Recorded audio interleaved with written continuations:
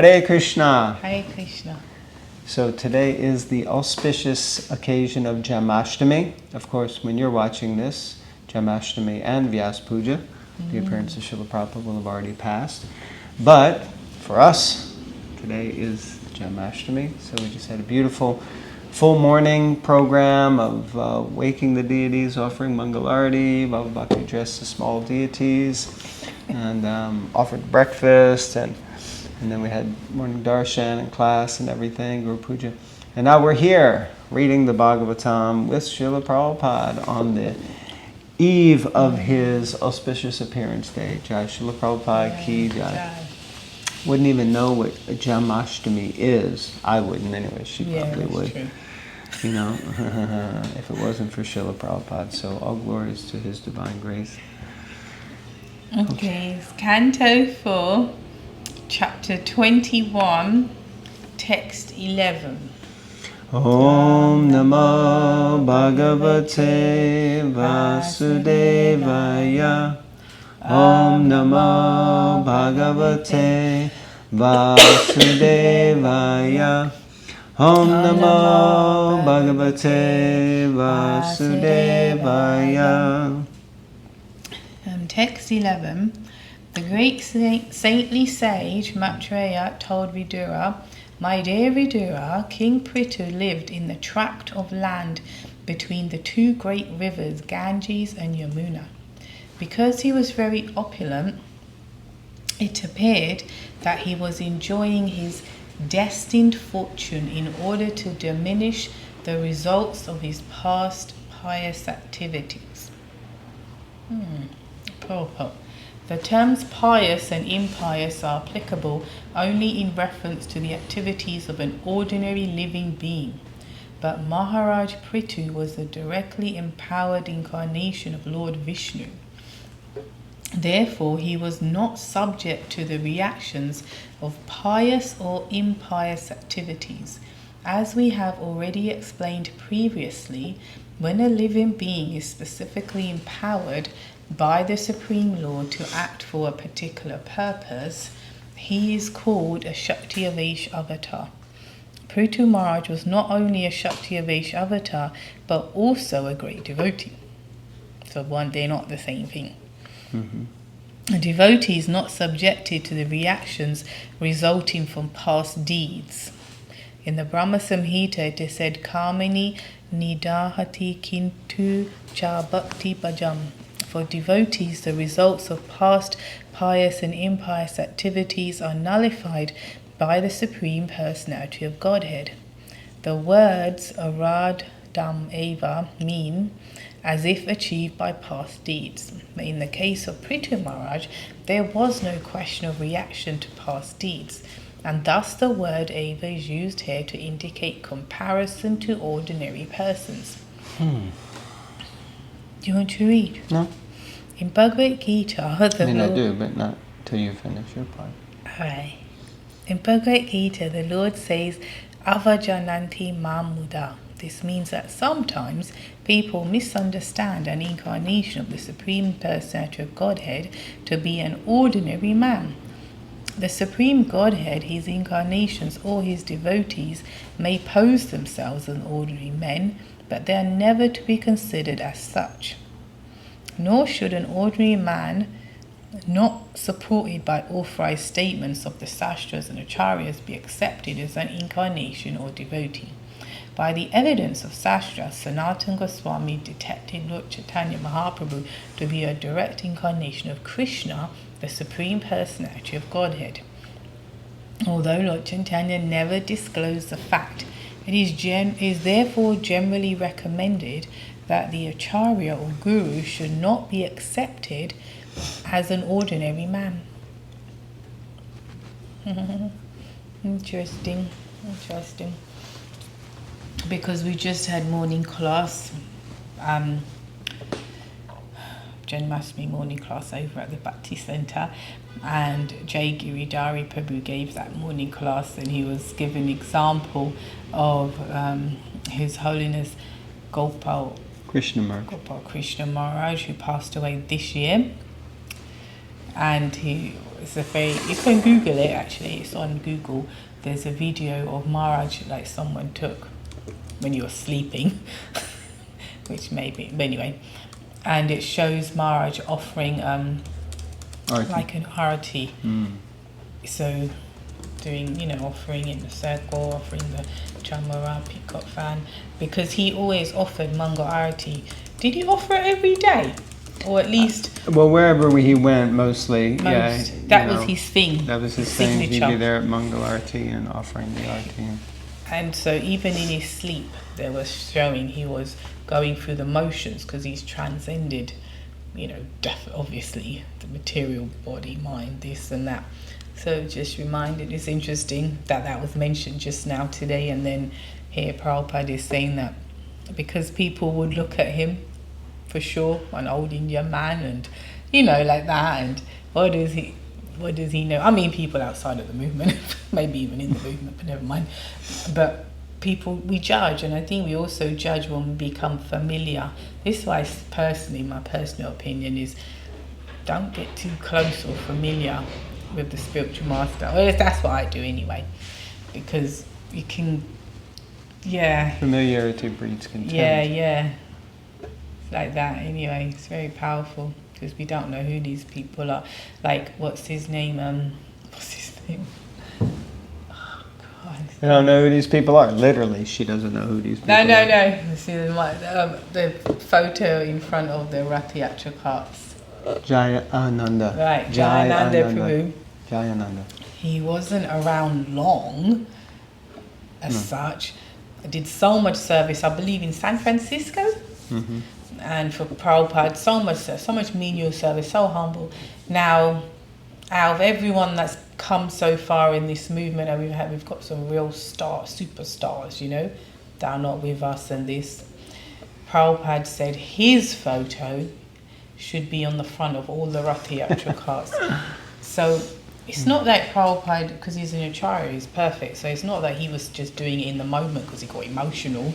Yeah. He was upset. Or showing favoritism. Well, favoritism, or just upset. If someone dies and it's not the best time to make decisions. It wasn't like that, but it was, I've often thought, who is he, That Prabhupada honoured him like that. Prabhupada knows, he knows whatever. No, it's true though, Who was he, this angel that came for that short amount of time, did what he needed to do, set up the carts, do this, do that, and then he sailed out of here, Because that was another class, just ironically. I think it was Jay Giridhari as well, maybe, but Sunday, where he, maybe it was someone else, but Krishna sent the demigods down. It was Jay Giridhari, wasn't it? When they, so then Krishna's, and they're saying, look, help us, we're getting persecuted. He's like, listen, you guys go down and take birth, here, I'm coming as well. And so it's like, you don't know, Yeah, when God comes, he brings all of his associates and they join in the party. Yeah. And when the pure devotee comes, he also brings his associates and they also join in the party. Because Krishna's, as we understand, Krishna sent Prabhupada to do his service or bidding. So why not other personalities as well, We just don't get it. So it's quite amazing, actually. Yeah. Yeah, it's an interesting point. I really picked up on this point, and you highlighted, and I was happy that you did, that the Prabhupada explains here that a Shaktivesh avatar doesn't necessarily have to be a devotee. Now, he doesn't say it like that, but he says that when a living being is specifically empowered by the Supreme Lord to act for a particular purpose, he's called the Shaktivesh avatar. So that's a nice definition, first of all, of a Shaktivesh avatar. It's a living being who is specifically empowered by Krishna to act for a particular purpose. Right? Now, we might think that, of course, the Supreme Lord will empower a person to act for a higher purpose, but that higher purpose might not always be good, let's say. It might not always look good to us. But then Prabhupada says, Prithu Maharaj was not only a Shakti-Avesha avatar, but also a great devotee. And I just think this is really powerful. And I'm so glad you pulled that out, because I think I spaced out, and then you said that, and I was like, oh, wow, wait a minute, that's really interesting.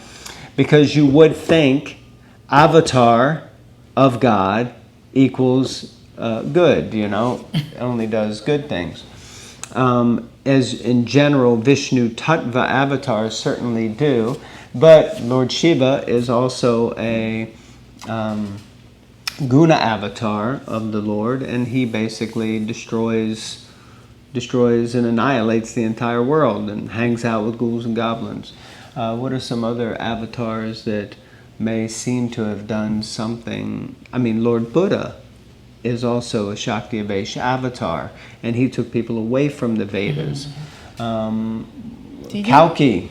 Yeah, Lord Buddha took people away from... the separate point. Didn't Prabhupada say that Hitler was a Shakti-Avesha? Yeah, I wasn't going to bring that up, but thank you so much for throwing that out. Spoiler alert. In case you didn't hear that, don't rewind and listen, because we're not going to talk about that. Sorry. Because it's not such a nice topic. I'm sorry. And, it's like...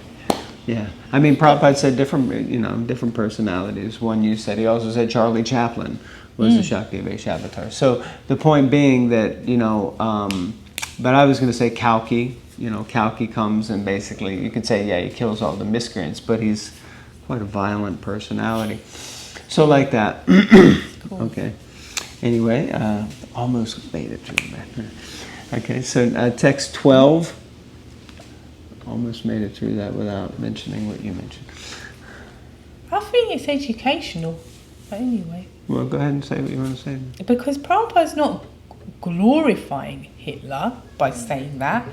The point is for someone to be so extremely evil as he was. Well, he didn't say he was a Shakti-Avesha avatar of evil. Do you remember what he said? He was a Shakti-Avesha avatar. No, I don't know, maybe. He said because of his intense power to control people and to manipulate people, he was therefore, he was clearly a Shakti-Avesha avatar. He was clearly empowered by Krishna. But Prabhupada was not in support of him, that's my point. Yeah. That's my point. He wasn't glorifying him, that's my point. Well, I think that's your second point. Your first point was Hitler was also a Shakti-Avesha avatar. I'm not going to say anything now. Jai Ram, Jai Shri Ram. Wrong festival. Jai Shri Krishna, Jai Shri Krishna, Jai Shri Krishna, Krishna Krishna. Yeah, but I've become a Ram Bhakta now, as I was when I was born anyway with my parents, so I'm a Ram Bhakta. Oh, Lord, I think we're having one of those meltdown moments here on live TV. Okay.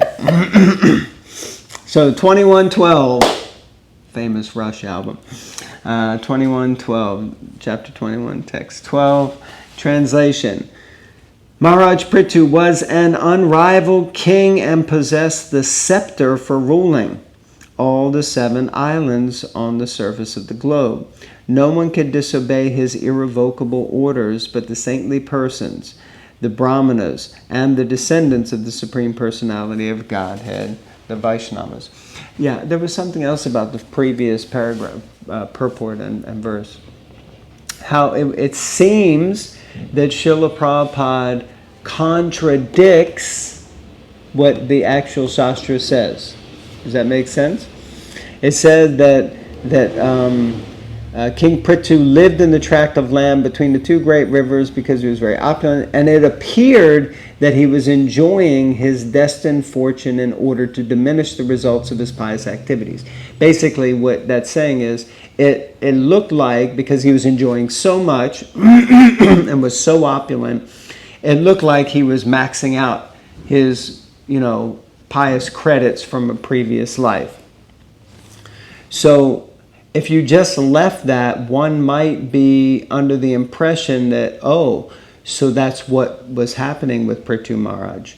But here we have that the Acharya, the spiritual master, is able to clarify, and he spends that whole purport, basically, although we picked up on something else, explaining that he's a Shakti-Avesha avatar and a pure devotee, and therefore he's not acting on pious or impious. He's acting in pure bhakti and pure devotion, and therefore it wasn't something like it may have appeared to be, right? So I think that was really important also. And it just reminded me here how it's going on, how he had an unrivaled kingdom, the scepter for ruling, the 7 islands, which is another thing I was thinking about this morning. These 7 islands, right? That, they're considered 7 islands. Somehow this morning I was thinking, it came to my mind about Long Island. And then I thought, well, Manhattan's also an island. I thought, my goodness, and then I lived in UK, and that's an island. I thought, seems like I've lived most of my life in an island. And I thought, well, actually, I guess they're all islands. And then I realized, actually, to a greater or lesser extent, every single one of the continents is ultimately an island, because we're all floating on a planet that is whatever 75% water, I think, something like that. So then I was like, oh my God, that makes such perfect sense according to the Vedic, not astrology, but Vedic cosmology, that it describes that this planet is a planet of 7 islands, 7 continents, all floating on. And I was thinking, but how did they know that? And then I'm thinking from the perspective of, like, mundane reasoning. Oh, they must have had someone go out on a boat and see, oh, it's all water around here. But no, they knew by Shabda Brahman. They knew because that's what Shastra says, because that's what God said. So anyway, it's interesting. Sorry, I'm rambling on here a bit, but yeah. So, but the saintly person. So no one could disobey the Lord. No one could disobey Prithu Maharaj, who was the king, except the saintly persons, the Brahmanas, and the descendants of the Supreme Personality of Godhead, the Vaishnavas. So another important point Prabhupada is saying, the descendants of, and in the verse it's Anyatrachuta Gotraha. So Achuta Gotra, that is the descendants of the Supreme Personality of Godhead, which is the Vaishnavas. So when we do ceremonies, if you don't know your Gotra, which means you don't know your family lineage, which basically means everyone with this color skin or different color skin, but from the West. But even her, if she asks her Gotra, do you know your Gotra? Yeah, Achuta. See? So, if you don't know your Gotra... I know, that is your Gotra? Yes. Yeah, of course, because you're a devotee, but in your family lineage? Vaishnava. So, if you don't My dad knows. Well, yeah, will you call him up and ask him if he knows? I think, I seem to remember, like some people it's Kashyapa Muni and different, so they know their lineage, actual coming from the Sapta Rishis and different personalities, But for us, heathens, our Gotra, if we're taken to the process of serving Krishna, is we become a Chuta Gotra, which means, not a Chuta Gopi, but a Chuta Gotra, which means our lineage is like that. Oh my dear Lord, that's Yeah, because you're talking so much. No, now but it's we too run long. out of time. Okay, we have to come back and read this verse again, because the purport is like extremely long and detailed. And his purport was longer. Yeah, but hey, leave a comment if you thought anything that I said was of value. And if you didn't think it was of value, please don't leave any comments, okay? Because he's a Shaktivish avatar with the ability to talk. No, nowhere near our spiritual master is a Shaktivish avatar like Shukadev Goswami. Yeah, that's a different type. This one's just talk for England type. Just on and on and on. Okay. As long as we're staying in the program. All right, thank you all very much for tuning in on Jamashtami. We hope you had an amazing Jamashtami. We hope you had an amazing Vyas Puja or appearance day or birthday of Srila Prabhupada. Please just keep reading Srila Prabhupada's books. It's so special. Hare Hare. Hare Krishna.